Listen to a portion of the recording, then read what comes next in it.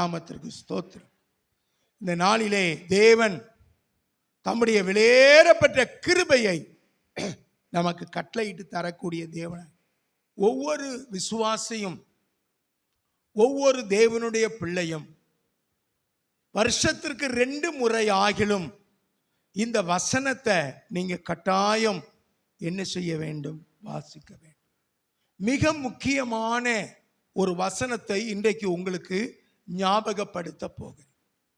இந்த வசனத்தை நீங்க அடிக்கடி வாசித்தீங்கன்னா இது உங்க வாழ்க்கையிலே ஒரு தெளிவை உங்க ஜீவியத்திலே கட்டளையிட்டு தரும். வாசிங்க பார்ப்போம். 73வது சங்கீதம் 22வது வசனத்தை எடுத்து நீங்க வாசி. நான் காரியம் அறியாத மூடனானேன், உமக்கு முன்பாக எப்படியாயிருந்தேன்? மிருகம் போல் இருந்தேன். ஆனாலும் நான் எப்பொழுது உம்மோடு இருக்கிறேன், என் வலது கையை பிடித்து என்ன செய்கிறேன்? ஆமென். I was British in the ignorant. I was like a beast toward you. Nevertheless, I am continually with you. You hold my right hand. நான் காரியம் அறியாத ஒரு மூடனாய் இருந்தேன், உமக்கு முன்பதாக நான் மிருகம் போல இருந்தேன் என்று ஆசாப் தன் வாழ்க்கையிலே தன்னை குறித்து அவன் சொல்லுகிறான். எப்படி சொல்றான்? நான் காரியம் அறியாத எப்படியா இருந்தேன்? மூடன போல இருந்தேன். அல்லேலூயா சொல்லுங்க பாப்போம். அல்லேலூயா. எவ்வளவு அறிவுள்ள மனுஷனா இருந்தாலும் சில நேரங்களிலே மூடத்தனங்கள், அறியாத நிலைமைகள், அல்லது நம்முடைய வாழ்க்கையிலே சில யோசிக்க வேண்டிய காரியங்களை செய்யாமல் போகிற நிலைமைகள் நமக்குள்ள வரும். அப்ப அத மாதிரி ஆசாப் என்ன செய்தான்? காரியத்தை அறியாத ஒரு மூடன போல இருந்தேன் என்று சொல்றது மாத்திரமல்ல, நான் எப்படியா இருந்தேன்?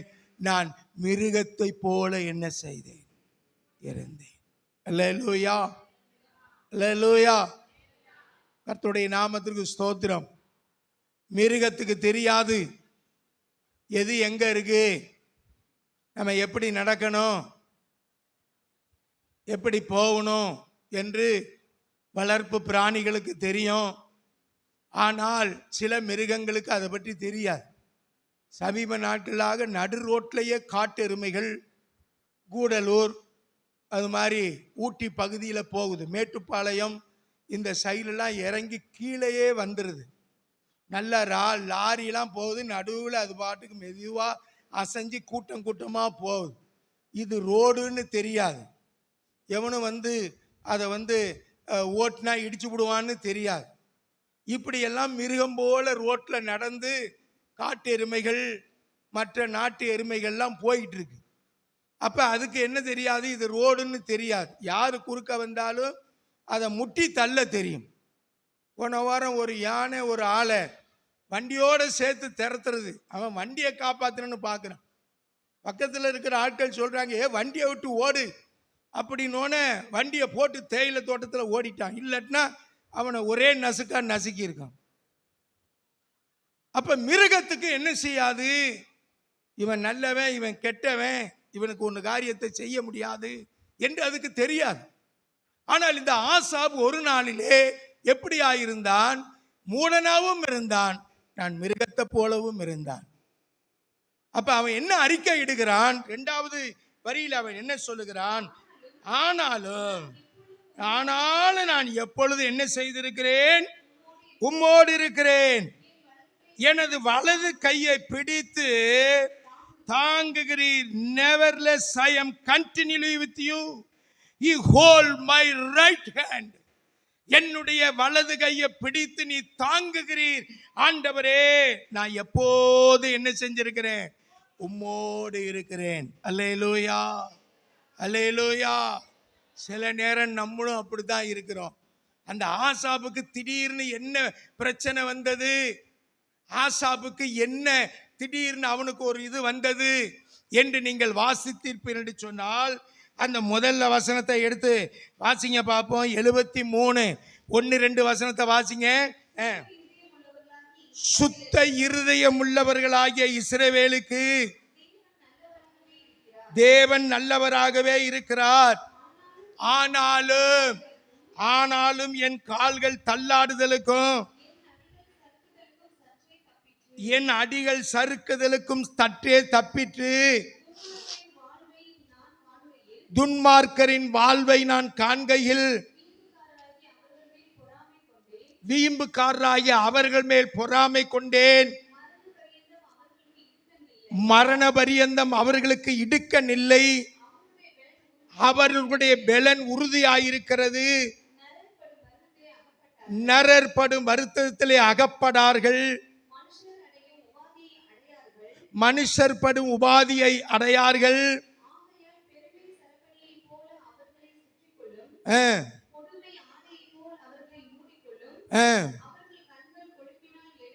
அவர்கள் கண்கள் கொழுப்பினால் எடுப்பாய் பார்க்கிறது. அவர்கள் இருதயம் விரும்புவதிலும் அதிகமாய் நடந்தேறுகிறது. அவர்கள் சீர்கெட்டு போய் அகந்தையாய் கொடுமையை பேசுகிறார்கள், இருமாப்பாய் பேசுகிறார்கள்.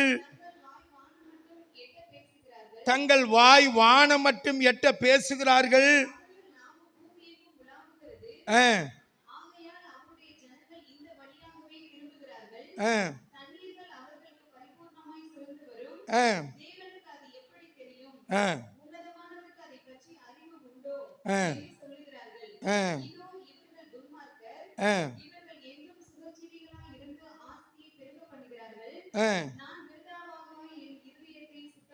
சுத்தம் பண்ணி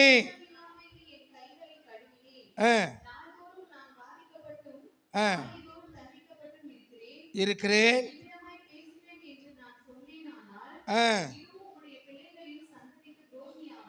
துரோகியாவே. திடீர்னு அவனுக்குள்ள ஒரு எண்ணம் வந்துருச்சு. என்ன வந்தது? மரண பரியந்தம் அவனுக்கு இடுக்கன் இல்லை. வெள்ளை வேஷ்டி, நல்ல இனோவா கார்ல வந்து இறங்குறார்.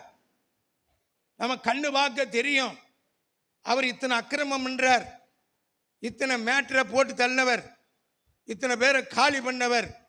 ஆனாலும் பெரிய மனிதர் போல அவர் வருகிறார். எல்லாரும் கும்பிடு போடுகிறார்கள், வரவேற்கிறார்கள். இதெல்லாம் பார்க்கும் பொழுது ஆசாப்பு மனசுல அவனுக்கு ஒரு தீமையும் வரலையே, அவனுக்கு ஒரு கஷ்டமும் வரலையே. அவன் கண்கள் என்ன செய்கிறது? கண்ணாடி போட்டதுனால எடுப்பா பார்க்கறதுனா சொல்லியிருக்கு. எப்படி இருக்கு? அவருடைய கண்கள் கொழுப்பினால், கொழுப்புனால என்ன செய்தான்? எடுப்பா பார்க்குது. கண்ணுலயே கொழுப்பு தெரியுது. அப்படி பார்க்கறான், அப்படி பார்க்கறான். கையில 2 பேர் பணங்கள் இருக்கு, கூட 2 பேர் ஐயா ஐயான்னு வர்றான். ஒரு ஆள் பேக் தூக்குறான், ஒரு நாள் ஷாலு கொடுக்குற ஷாலை வாங்குறதுக்கு ஒரு ஆள். அப்படி இப்படி பார்க்குறான். இதெல்லாம் பார்க்கும் பொழுது ஆசாப்பு நம்மளை போல ஒரு ஆளு. அவன் என்ன சொல்றான்? கவலைப்படுறான். என்னடா இவன் இப்படி இருக்கிறான், இவன் நல்லா இருக்கிறான், இவனுக்கு ஒரு தீங்கு வர மாட்டேங்குது. நமக்கு தான் பொழுதுனைக்கு ஜுரம் வருது, எனக்கு தலைவலி வருது, அது ஞாயிற்றுக்கிழமை முக்கியமா வைத்தால போக ஆரம்பிச்சிருது. என்ன செய்யறது? இப்படியெல்லாம் இருக்க அவன் ஒரு நாளும் படுக்கிறது இல்லையே, அவன் பாட்டுக்கு நல்லா போடுறானே. அப்ப துன்மார்க்கன் வாழ்வை நான் காண்கையில் அவர்கள் மேல் பொறாமை கொண்டான். பாருங்க, ஒரு விசுவாசிக்கு என்ன வரும் தெரியுமா? இவன்கிட்ட இருக்கிற 10 புடவையை பத்தி அவனுக்கு தெரியாது, 10 புடவையை பத்தி அவங்களுக்கு கவலையே இருக்காது. ஒரு நாளைக்கு உங்க புடவையெல்லாம் கொண்டு வந்து இப்படி தொங்க போட்டு எல்லா பக்கமும் ஆண்டவர் என்னை ஆசீர்வதித்தார், உங்க வண்டி வாகனம் எல்லாத்தையும் கொண்டு வந்து நீங்க வச்சு அவன் இந்த என்னது ஆயுத பூஜை கொண்டாடுற மாதிரி உங்கள் புடவை துணிமணி காரு எல்லாத்தையும் வச்சு ஒரு நாளைக்கு கர்த்தருக்கு நன்றி சொல்லிட்டு பாருங்க. என்ன உங்களுக்கு பொறாமப்படுற ஆளு மற்ற ஆளு பொறாமப்படும். ஏன்னு கேட்டீங்கன்னா, நம்மள்கிட்ட இருக்கிறத பத்தி நமக்கு கணக்கே தெரியாது. உங்க மனைவியை பத்தி உங்களுக்கு தெரியாது,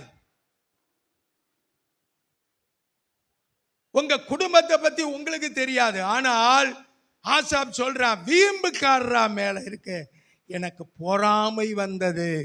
அல்லேலூயா சொல்லுங்க பாப்போம். அவனுக்கு ஒரு கஷ்டம் இல்லை, ஒரு கவலை இல்லை, நல்லா இருக்கிறான், துன்மார்க்கமா இருக்கிறான், அவன் நல்ல வசதியா வாழ்றான். நான் எவ்வளவு கஷ்டப்படுறேன். அதுக்கு ஒரு வார்த்தை சொல்றான் பாருங்க. என்ன சொல்றான்?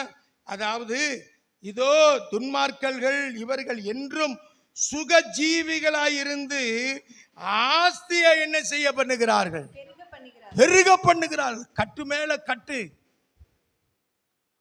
சமீப நாட்கள் ஒரு இசையமைப்பாளர் தன்னுடைய மனைவியை விவகாரத்து பண்றேன்னு சொல்லி 100 கோடி கொடுக்கிறான். 100 கோடியா 1000 கோடியா தெரியல.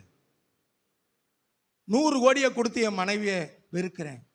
நல்ல இந்த சினிமா நடிகர்களுக்காக நீங்க ஜெபம் பண்றீங்களோ இல்லையோ, நான் ஜெபிக்கிறேன். அல்லேலூயா சொல்லுங்க பாப்போம். கையை வைத்து கர்த்தரை ஸ்தோத்திரம் பண்ணுங்க. கோடி கோடியா வாங்கி குமிக்கிறான். ஆனா எல்லாரும் தன் மனைவியை என்ன செஞ்சுக்கிட்டே இருக்கான்? ஒவ்வொருத்தனா என்ன செஞ்சுக்கிட்டு இருக்கான்? சொல்லுங்க பாப்பா, என்ன செய்யறான்? உங்களுக்கு தெரியலையா? டைவர்ஸ் பண்றான். ஏன்னா இவன் கொண்டு போய் பணத்தை அங்க கொடுக்க இவன் கண்ணு கொழுப்பா பார்க்கறது. 20 வருஷத்துக்கு முன்னாடி 30 வருஷத்துக்கு முன்னாடி கல்யாணம் பண்ண அந்த மனைவியை பார்த்தோன்னு அந்த கொழுப்பான கண்கள் அவளை வெறுப்பா பார்க்கறது. ஒரே ஒரு மனுஷன் என்ன செஞ்சிருக்கிறான்? 200 கோடிக்கு வீடு கட்டிருக்கான் தான் மனைவிக்கு. ஆனாலும் 200 கோடிக்கு வீடு கட்டி 2 பேரும் ஒன்னா அருங்கப்பா, நீங்க டைவர்ஸ் பண்ணி போகாதீங்க அப்படின்னு போய் எல்லாரும் சமரசம் பண்ணி வச்சாலும் நேற்று நாளில் போட்டிருக்கிறான், அவங்க 2 பேரும் பிரியறது உண்மை. கஷ்டப்பட்டு மக்கள் வாங்குற காசுகளை கொண்டு போய் அந்த சினிமா படத்துக்கு கொடுத்து அவனை கோடி கோடியாய் பெருக பண்ணி அவன் கண்கள் எல்லாம் கொழுப்பாய் எடுப்பாய் பார்த்து அவன் இஷ்டத்துக்கு 5 ஸ்டார் ஹோட்டல்ல தங்கி குடியும் அது மாத்திரமல்ல பழைய வித வெறிகளிலும் திரிந்து இன்னைக்கு எல்லா குடும்பமும் சீரழிந்து கிடக்கிறது. அல்லேலூயா சொல்லுங்க பாப்போம். அல்லேலூயா. ஆனா என்றைக்காவது நீங்க அப்படி யோசித்து இருக்கிறீங்களா? என் புருஷனை விட்டு நான் விலகி 1 நாளா இருந்தாலும் சரி, 2 நாளா இருந்தாலும் சரி, ஐயா எங்க வீட்டுக்காரர் என்ன விட்டு போயிட்டாரியா, எங்கன்னு தெரியல ஐயா. போன 2 மாசத்துக்கு முன்னாடி ஒரு போன் வருது, ஐயா எங்க வீட்டுக்காரர் காணுமையா. எப்பையா போனாரு? காலையில தான் போனாரியா, சாயந்தரம் வரைக்கும் வரல. அட ஏம்மா, சாயந்தரம் தானே வரல, இருப்பார், வருவார், 9 மணிக்கு வருவார், கவலைப்படாதீங்க, 9 மணிக்கு வருவார். யாராவது கூப்பிட்டு ஹோட்டலுக்கு போயிருப்பாங்க, சாப்பிட்டுட்டு திரும்பி வருவார். அதுக்கப்புறம் போன் அடி. கரெக்டாக 9:30க்கு போன் வருது, ஐயா வந்துட்டாரியா அப்படி. தேவ பிள்ளையே, பணம் பணம் தெரியாத, பணம் இருந்தால் உன் குடும்பத்தில் நிம்மதி இல்லாமல் போகும். பணம் இருந்தால் உன் வாழ்க்கையிலே உன் புருஷன் கண்ணு வேறு விதமா மாறிடும். சிலருக்கு ஏன் பணம் கொடுக்காம இருக்கிறார்னா அவன் ரூட்டு மாறி போயிடும். சிலருக்கு ஏன் ஆண்டவர் பெரிய வசதிகள்லாம் கொடுக்கலன்னா அவன் என்ன மாறி போயிடும். கர்த்தருடைய நாமத்திற்கு ஸ்தோத்திரம். ஆண்டவருக்குள்ளே ஆசாப மாதிரி இன்னைக்கு நிறைய விசுவாசிகள் இருக்கிறாங்க. நான் விருதாவா கோயிலுக்கு போறேன், நான் விருதாவா என் கையில என்னுடைய கைகளில் நான் கழுவுகிறேன் அப்படின்னு என்ன உனக்குள்ள வரலாம். இந்த 11வது மாசத்துல உங்க எண்ணத்தை யோசித்து பண்ணி பாருங்க. நான் கோயிலுக்கு போய் எண்ணத்தை கண்டேன், என் வாழ்க்கையில அவன் நல்ல பெருகிட்டே இருக்கிறான். 3வது வீட்டுக்காரி நல்ல புடவை வாங்கி அவ விதவிதமா கட்டுறா, விதவிதமா வளர்ச்சி அடைகிறா, விதவிதமா காரியங்களை செய்கிறாள். அருமையான தேவனுடைய பிள்ளையே, கிறிஸ்தவ ஜீவியம் உலகத்தில் இருக்கிற பணத்தின் மேல நம்பிக்கை வைத்து அல்ல, உலக பொருள் மேல நம்பிக்கை வைத்து அல்ல, உலக காரியத்தின் மீது நம்பிக்கை வைத்தது அல்ல. நான் சற்றே என் கால்கள் சறுக்கி போகிறதற்கு தீர்மானித்தது. ஆனால் ஆண்டவரோ என்னை பாதுகாத்தார். அல்லேலூயா சொல்லுங்க பாப்பா. அல்லேலூயா, அல்லேலூயா, அல்லேலூயா. பாருங்க, இந்த வசனத்தை நீங்க வாசிங்க. இந்த வசனத்தில் நீங்க வாசிக்கும் பொழுது அவர்கள் கண்கள் என்ன செய்ய, 7ஆம் வசனம், எடுப்பாய் பார்க்கிறது. எடுப்பாய் பார்க்கிறது. அவர்கள் இருதயம் விரும்புவதிலும் அதிகமாய் நடந்தேறுகிறது. அவர்கள் விரும்புகிறதிலே அதிகமாய் நடந்தேறுகிறது. அவர்கள் சீர்கெட்டு போய் அகந்தையாய் கொடுமை பேசுகிறார்கள். கொடுமை பேசுகிறார்கள். இருமாப்பாய் பேசுகிறார்கள். இருமாப்பாய் பேசுகிறார்கள். தங்கள் வாய் வானம் மட்டும் எட்ட பேசுகிறார்கள். தங்கள் வாய் வானம் மட்டும் எட்ட பேசுகிறார்கள். அவர்கள் நாவு பூமி எங்கும் உலாவுகிறது. ஆகையால் அவருடைய ஜனங்கள் இந்த வழியாகவே திரும்புகிறார்கள். தண்ணீர்கள் அவர்களுக்கு பரிபூர்ணமாய் சுரந்து வரும். தேவனுக்கு அது எப்படி தெரியும்? உன்னதமானவருக்கு அதை பற்றி அறிவு உண்டோ என்று சொல்லுகிறார்கள். இதோ இவர்கள் துன்மார்க்கர். இவர்கள் என்றும் சுகஜீவிகளாய் இருந்து ஆஸ்தியை பெருக பண்ணுகிறார்கள். நான் விருதாவாகவே என் இருதயத்தை சுத்தம் பண்ணி குற்றமில்லாமையிலே என் கைகளை கழுவினேன். நாள்தோறும் நான் பாதிக்கப்பட்டும் காலைதோறும் தண்டிக்கப்பட்டு இருக்கிறேன். இவ்விதமாய் பேசுவேன் என்று நான் சொன்னேனானால் இதோ உம்முடைய பிள்ளைகளின் சந்ததிக்கு நான் என்ன செய்வேன்? அல்லேலூயா சொல்லுங்க பாப்பா. நான் என் சந்ததிக்கு எப்படி ஆவேன்? துரோகி ஆவேன். அல்லேலூயா. எப்படி சொல்றான் பாருங்க, நல்ல வார்த்தை சொல்றான். இப்படி நான் சஞ்சலப்பட்டேன்னா என் பிள்ளைகளுக்கு என் சந்ததிக்கு துரோகியா மாறுவேன். நீங்களே புலம்பி எனக்கு ஏன் இந்த கஷ்டம், எனக்கு ஏன் இந்த வியாதி, இந்த பண கஷ்டம், இந்த வேதனை, இந்த கடன், இது எல்லாம் தீர மாட்டேனதே, இந்த கோயிலுக்கு போய் என்னத்தை காண்பேன்னா உன் புள்ள பார்த்துக்கிட்டே இருக்கும். ஏன் எங்கள் அம்மா இப்படி புலம்புது? அப்போ இந்த கோயிலுக்கு போகிறதே எனக்கு கஷ்டமாக இருக்கு. அப்போ இந்த கோயிலுக்கு போகிறதுல தானே இந்த பிரச்சனை. இந்த கோயிலுக்கு போகட்டினா இருந்தா என்ன? அவன் சந்ததியை மாற்றி போட்டுருவான். போன வாரம் ஒரு அம்மா வந்து சொன்னிச்சு, ஐயா போன வாரத்துக்கு முந்தின திடீர்னு அம்மா வந்து கோயிலுக்கு போக வேண்டாம்னு சொல்கிறான். ஐயா என்ன விஷயம்? கோயிலுக்கு போனால் கஷ்டம் வருதான். சரி, கஷ்டம் வராதுக்கு முன்னாடி எப்படி இருந்தார்? எத்தனை பஸ் ஓட்டிக்கிட்டு இருந்தார் சொல்லுங்க பாப்பா. கஷ்டம் எப்படி வந்த உடனே முன்னாடி எத்தனை பஸ் ஓட்டிக்கிட்டு இருந்தார், எத்தனை லாரி சொந்தமாக வச்சு ஓட்டிக்கிட்டு இருந்து இப்போ எல்லாம் நஷ்டமாக போச்சு. சம்பாதிக்கிறது 600 ரூபா, அதில் ஒரு நாளைக்கு 2 நாளைக்கு வேலை இல்லாமல் போகும். அதுக்காக கோயிலுக்கு போனால் கஷ்டம் வரும் அப்படின்னு சொன்னேன். கோயிலுக்கு வந்து ஒரு நாளும் தரித்திரராகி ஒன்றும் இல்லாமல் போனதா இன்னைக்கு என்கிட்ட சொல்லுங்க பாப்பா. இந்த ஃபேமிலி சண்டே எதுக்கு வச்சிருக்கேன் தெரியுமா? பக்கத்தில் சொல்லுங்க பாப்பா. ஃபேமிலி சண்டே எதுக்கு வச்சிருக்கேன் கேளுங்க பார்ப்போம். ஐயா ஃபேமிலி சண்டே எதுக்கு வச்சிருக்காரு கேளுங்க.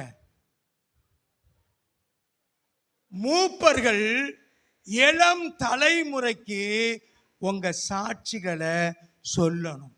அல்லேலூயா சொல்லுங்க பாப்போம். அல்லேலூயா.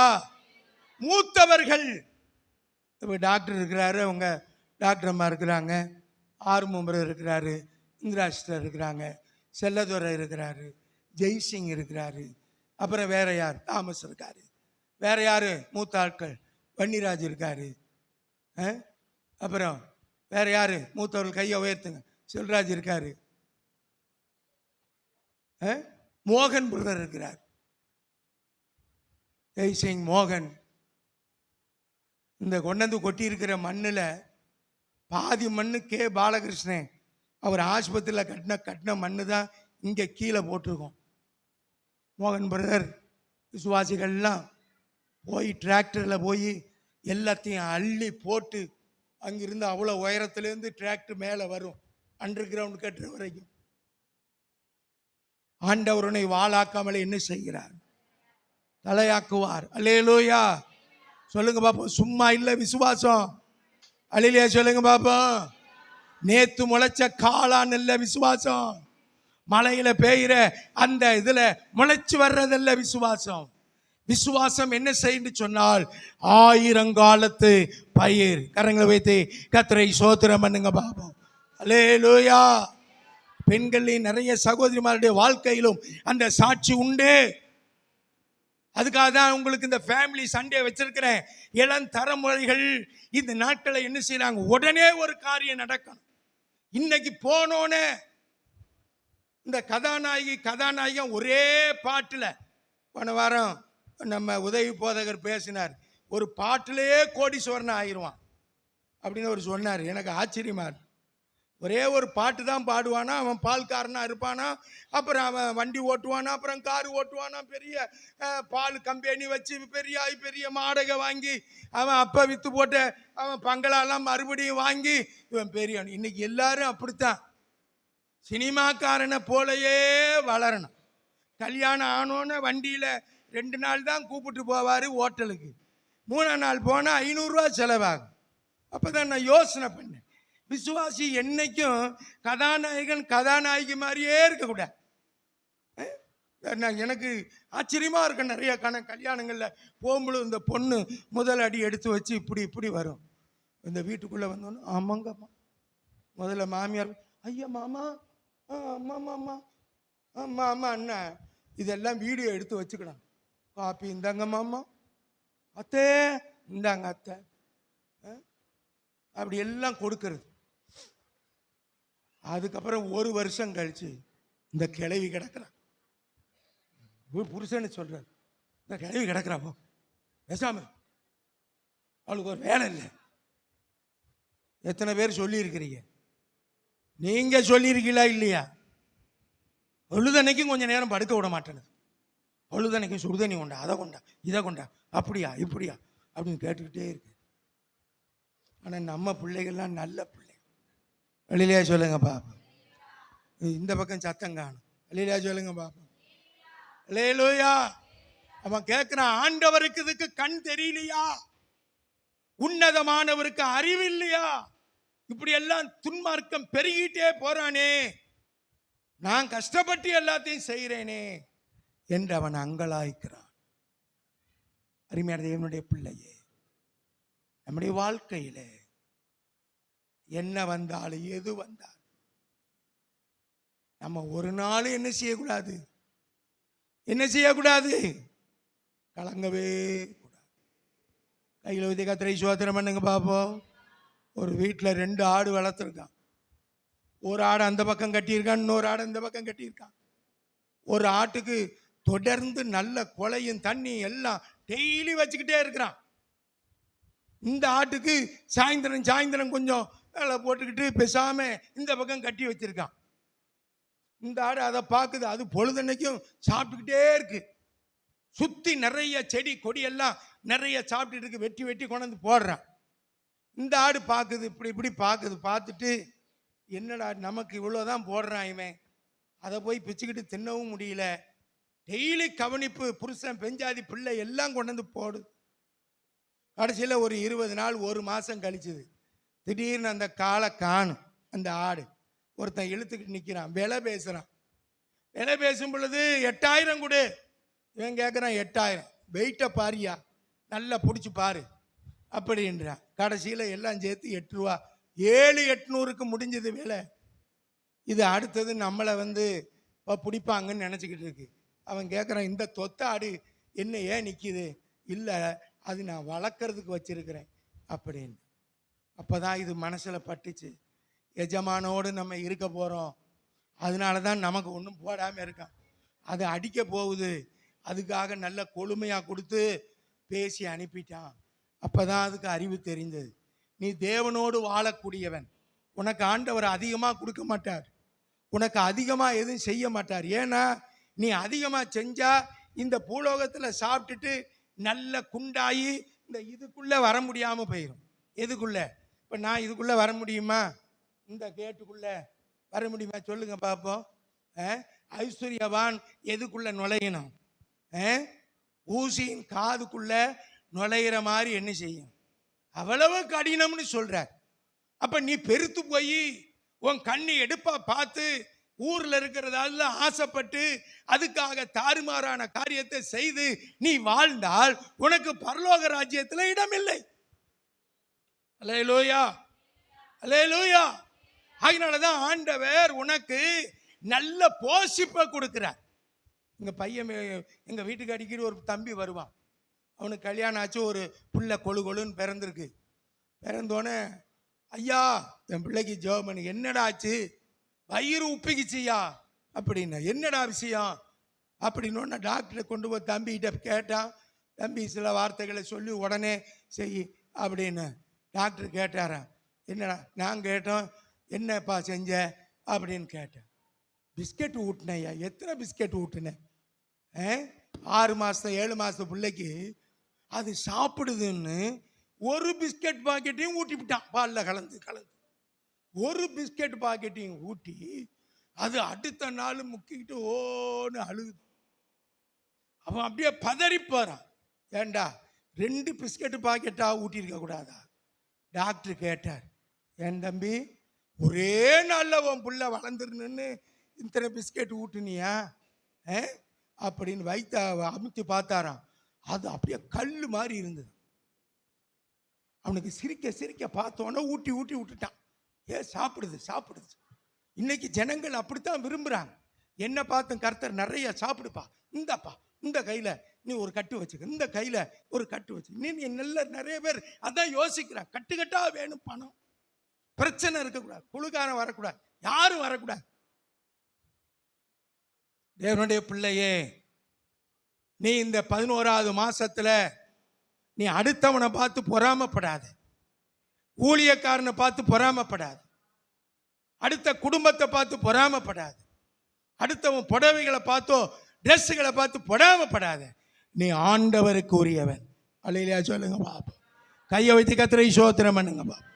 நீ ஆண்டவருக்கு உரியவன். நீ ஒரு நாள் தள்ளாடக்கூடாது. எவன் எப்படி இருந்தா என்ன? எனக்கெல்லாம் இப்ப என்கிட்ட உள்ள கெட்ட பழக்கமும் எது தெரியுமா? யாரையும் பெரிய ஆட்களை மதிக்கிறதே கிடையாது. அல்லேலூயா சொல்லுங்க பாப்போம். அல்லேலூயா. ஏன் மதிப்பு மரியாதைலாம் இருக்கும். ஐயோ அவர் பெரிய பணக்காரரு, அவரு இவரு, அதெல்லாம் நடக்காது. ஏன்னா நீ நைட்டு படுத்து காலையில் எந்திரிச்சாதான் என்ன உனக்கு என் நிச்சயம். அல்லேலூயா சொல்லுங்க பாப்பா. உன்னை பார்த்து ஐயா பாபா அப்படின்னு சொல்லி வெளி ஆட்களை பிடிச்சி நம்ம புகழ்ந்து இருக்கிறதுனால என்ன பிரயோஜனம் சொல்லுங்க பார்ப்போம்.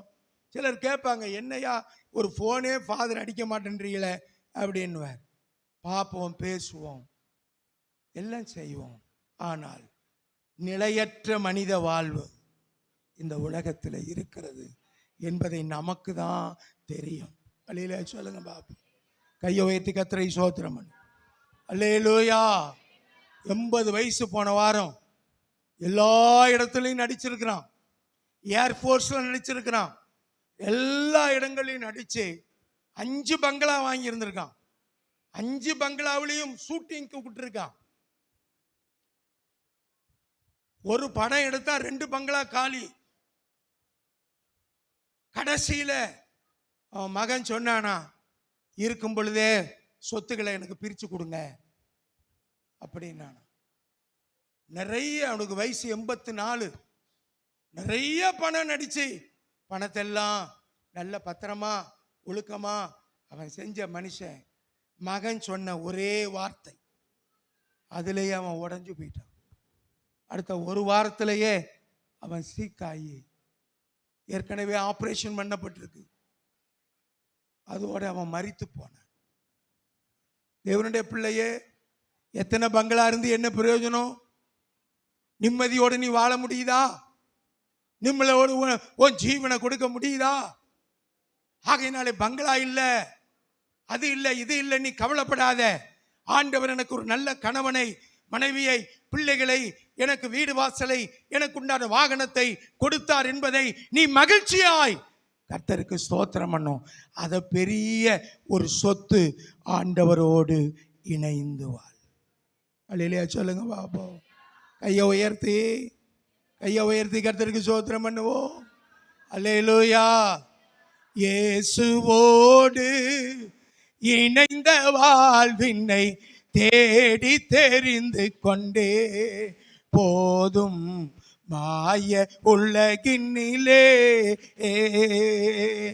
இயேசுவோடு இணைந்த வாழ்வினை தேடி தெரிந்து கொண்டே போதும் மாய உலகினிலே.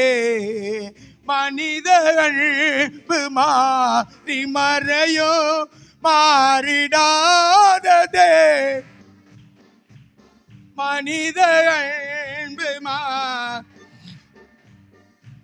மாறிடாததே, ஈகத்திலே நல்ல பண்பு ஏத்த பேரில்லையே, போதும் மாய உள்ள இனிலே இயேசுவோடு இணைந்த வாழ்வினை தேடி தெரிந்து ஏன் போதும் மாய உலகினிலே. எல்லாம் சேர்ந்து இயேசுவோடு இணைந்த வாழ்வினை தேடி தெரிந்து கொண்டே போதும் மாய உலகினிலே.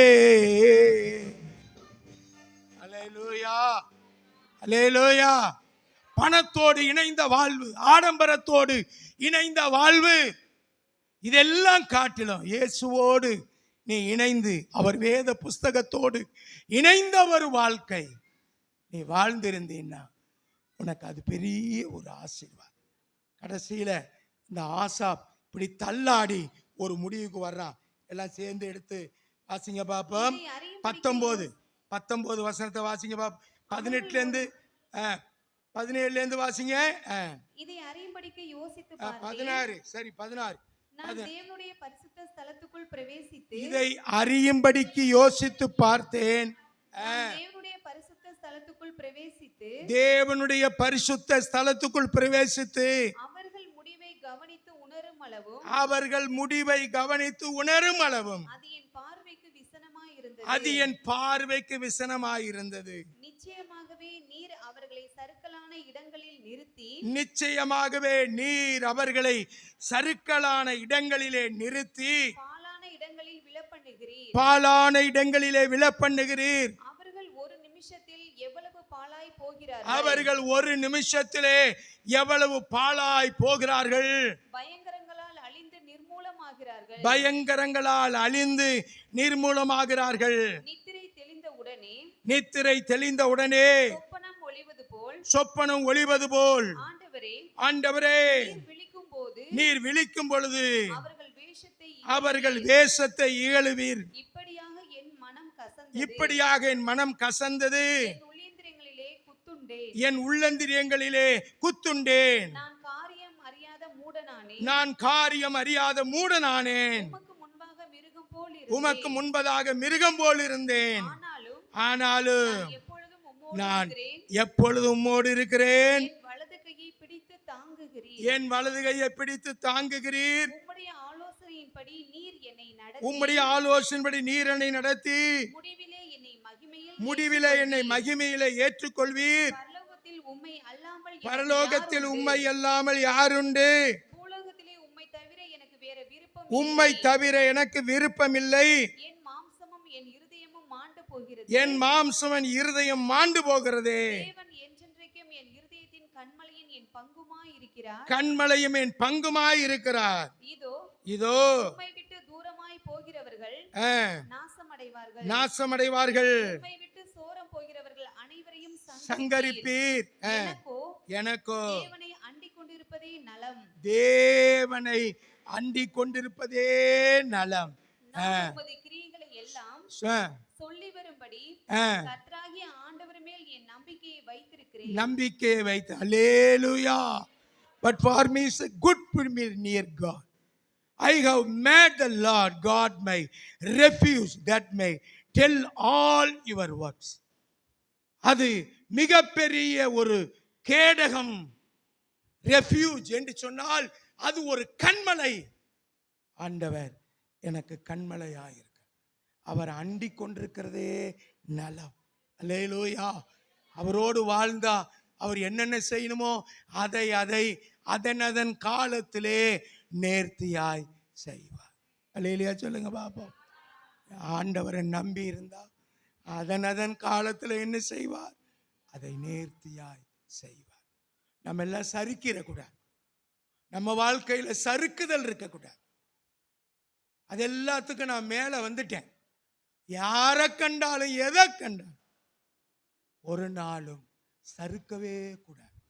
அடுத்தவனை பார்த்து சூடு போட்டுக்க கூடாது. அடுத்தவனை பார்த்து நீ ஏமாந்து போக கூடாது. அவன் அப்படி இருக்கிறான், இப்படி இருக்கிறான். நீ தேவனுடைய பிரஜை, நீ அமெரிக்க சிட்டிசன், நீ பரலோக சிட்டிசன். அல்லேலூயா. நீ கிரீன் கார்டு மெம்பர். மறந்துடாத, பரலோக கிரீன் கார்டு மெம்பருக்கு ஆண்டவர் எதை கொடுக்கணுமோ, நீ வத்தலும் தொத்தலுமா இருந்தாலும், நீ கஞ்சிய கூழ குடிச்சாலும், நீ ஆண்டவருடைய பிள்ளை. அல்லேலூயா. கையை வைத்து கர்த்தரை ஸ்தோத்திரம். அல்லேலூயா. ஒரு பெரிய மனுஷன் சொல்றான், 75 வயசுல உள்ள ஆள் சொல்றான், காலையில ஒரு கை சோறு, ஒரு தயிர், ஒரு ஊறுகாய், இதை தொட்டு சாப்பிட்டு பாரு, உன் வயிற்றில் இருக்கிற அல்சர் எல்லாம் மாறும். அவர் சொல்றார், அநேக பெரிய பெரிய பிஸ்தாத்துகள் பணக்காரன்லாம் 72 வயசுல செத்து போயிட்டான். 75 வயசு வரைக்கும் நான் இன்னைக்கும் உயிரோடு இருக்கிறேன். 3/4 மணி நேரம் வாக்கிங் போறேன். காலையில இன்னும் பழையது ஒரு கை எடுத்து என்ன செய்யறேன், மோர்ல கலந்து குடிக்கிறேன். இன்னைக்கு நல்லா இருக்கிறேன். மனப்பாடமா அத்தனை திருக்குறளையும் சொல்லுவேன். எனக்கு ஆண்டவர் இறைவன் தெம்ப கொடுத்திருக்கார். ஆண்டவர் உனக்கு செய்ய முடியாத காரியம் ஒன்றுமே இல்லை. சிலர் அடிக்கடி சறுக்கிறாங்க, சிலர் ஒரு முறை தான் சொல்லுவான்னா, பொழுதன்னைக்கு ஆண்டவர் திட்டுறது, வேலைக்கு போகாம இருந்துட்டு திட்டுறது. கர்த்தருடைய பிள்ளையே, எனக்கோ, அந்த வசனத்தை எடுத்து வாசிங்க பார்ப்போம். 28, எனக்கோ தேவனை அண்டி கொண்டிருப்பதே நலம், நான் உமது கிரியைகள் எல்லாம் சொல்லி வரும்படி ஆண்டவர் மேல் என் நம்பிக்கை என்ன செய்திருக்கிறேன். நான் உன் கிரியைகள் எல்லாம் சொல்லி வரும்படி கர்த்தராகிய ஆண்டவர் மேல் என் நம்பிக்கை என்ன செய்திருக்கிறேன், வைத்திருக்கிறேன். அல்லேலூயா, அல்லேலூயா. ஆண்டவர் அவருடைய நம்பிக்கை வை. ஆண்டவர் உன்னை கீழே இருந்தால் அதிலே வைக்க மாட்டார். நான் பார்க்க எல்லா மக்களையும் கர்த்தர் ஆசீர்வாதம். அதனால நம்ம வறண்டு தான் கிடக்கணும் அல்ல, ஆண்டவர் உன்னை எல்லாவற்றிலும் மேன்மையாக வைப்பார். அவருக்கு உனக்கு என்ன ஆசீர்வாதத்தை கொடுக்கணுமோ அந்த ஆசீர்வாதத்தை கொடுப்பார். அல்லேலூயா சொல்லுங்க பாப்போம். கையை வைத்து கர்த்தரை ஸ்தோத்திரம் பண்ணுங்க பாப்போம். அல்லேலூயா சொல்லுங்க பாப்போம். அல்லேலூயா. ஆண்டவர் உனக்கு எல்லாவற்றையும் அளந்து கொடுக்கணும். எல்லாம் எழுந்திருப்போம். எல்லாம் எழுந்திருந்த, ஆண்டவரே எனக்கு அளந்து எல்லாத்தையும் கொடுங்கப்பா. ஆண்டவரே என் வாழ்க்கையை நீர் அறிந்து வச்சுக்குங்க. நான் மற்றவங்களை பார்த்து பொறாமப்படக்கூடாது. அவன் நல்லா இருக்கிறான், அவன் அப்படி இருக்கிறான், அவன் சறுக்கிற இடத்துல இருக்கிறான், மலையின் உச்சியில் இருக்கிறான், அவன் என்னைக்கு பாதாளத்தில் விழப்போறான்னு தெரியாது. அவன் கண்கள் எடுப்பாக பார்க்கும். உன் கண்கள் தேவாலயத்தில் பார்க்கிற வரைக்கும் அவன் மிக மூடனாயிருந்தான். தேவனுடைய பிள்ளை, இந்த நல்ல காலை வேளையில இந்த 11வது மாதத்திலே, இந்த 11 மாதம் ஆண்டவர் உனக்கு செய்த நன்மைகளை எண்ணிப்பார். ஒருவன் என்னை நேசித்தால் அவனை வாளாக்காமல் தலையாக மாற்றுவேன். எல்லாம் கையை உயர்த்தி எல்லாம் சோத்திரம் பண்ணுங்க. என்னை நீர் தலையாக மாற்றுவேன். என் கணவனை ஆசீர்வதிப்பீர், என் மனைவியை ஆசீர்வதிப்பீர், என் பிள்ளைகளை ஆசீர்வதிப்பீர். எங்களுடைய வாழ்க்கை வேதத்தின்படியாக நடக்கணும். ஆண்டவரே, முகம் எப்பொழுதும் சோர்வா இருக்கக்கூடாது. எல்லாவற்றிலும் என்னை மேன்மையாக உயர்த்துகிற தேவன் நீர் பெரியவர். ஹல்லேலூயா, ஹல்லேலூயா. எல்லா கரங்களை தட்டி கர்த்தருக்கு ஸ்தோத்திரம் பண்ணுவோம். ஆசாப்பின் தடுமாற்றம் இந்த 11வது மாசத்திலே வேண்டாம். நீ ஆண்டவருடைய பிள்ளை, நீ ஹெவன்லி சிட்டிசன், பரலோகத்துக்குரிய ஒரு மனுஷன் என்பதை நீ மறந்து போகாது. இந்த உலகத்தில் அவர் சாட்சியை சொல்லுவதற்காக கர்த்தர் உன்னை அழைத்திருக்கிறார். கர்த்தர் உன்னை அழைத்திருக்கிறார். ஹல்லேலூயா, ஹல்லேலூயா. ஆண்டவர் உன்னை ஆசீர்வதிப்பார். அன்பின் பரலோக பிதா, அருமையான வேலைக்காக நாங்கள் ஜெபிக்கிறோம். ஆசாப் எழுதின சங்கீதத்திலே பார், கர்த்தரை அண்டிக் கொண்டிருப்பதே நலம். எங்க பிள்ளைகள் ஒருவரும் சரிக்கு போயிடக்கூடாது, மற்ற வேதனையை கண்டு புலம்பக்கூடாது. ஆண்டவரே, எனக்கோ ஆண்டவரை அண்டிக் கொண்டிருப்பதே நலம். இந்த வசனம் அவருடைய வாழ்க்கை நங்கூரமாக இருக்கட்டும். என்னை ஸ்திரப்படுத்தின கர்த்தர், என்னை விசுவாசத்திலே ஆண்டவர் போஷித்த கர்த்தர், எங்களுடைய பிள்ளைகளை நீர் போஷித்தரலும். வாலிப பிள்ளைகளை ஸ்திரப்படுத்தும். மற்ற சந்ததிகளுக்கு, பின் சந்ததிகளுக்கு நாங்கள் கேடு வரும்படியாக நடந்து விடாதபடி கர்த்தர் பாதுகாக்கும்படியாக ஜெபிக்கிறேன். ஆசீர்வதியும் கிருபைகளை மறைத்து இயேசு கிறிஸ்துவின் மூலம் ஜெபிக்கிறேன் நல்ல பிதாவே. என் ஆத்துமாவே கர்த்தரை ஸ்தோத்திரி, முழு உள்ளமே பரிசுத்த நாமத்தை ஸ்தோத்திரி. என் ஆத்துமாவே கர்த்தரை ஸ்தோத்திரி, அவர் செய்த சகல உபகாரங்களையும் கர்த்தராகிய இயேசு கிறிஸ்துவின் கிருபையும் பிதாவாகிய தேவனுடைய அன்பும் பரிசுத்த ஆவியினுடைய அந்யோன்ய ஐக்கியம் நம்மை இருந்து ஆசீர்வதித்து காப்பாராக. ஆமேன், ஆமேன். அல்லேலூயா, அல்லேலூயா. கர்த்தர் உங்களை ஆசீர்வதிப்பார். இன்றைக்கு மிஷனரி பிள்ளைகளுக்காக கிறிஸ்துமஸ் காணிக்கை செலுத்த போகிறோம். அதற்கு கொடுங்க. இரண்டாவது விசுவாசிகளை கொஞ்சம் உட்கார்ந்துருங்க.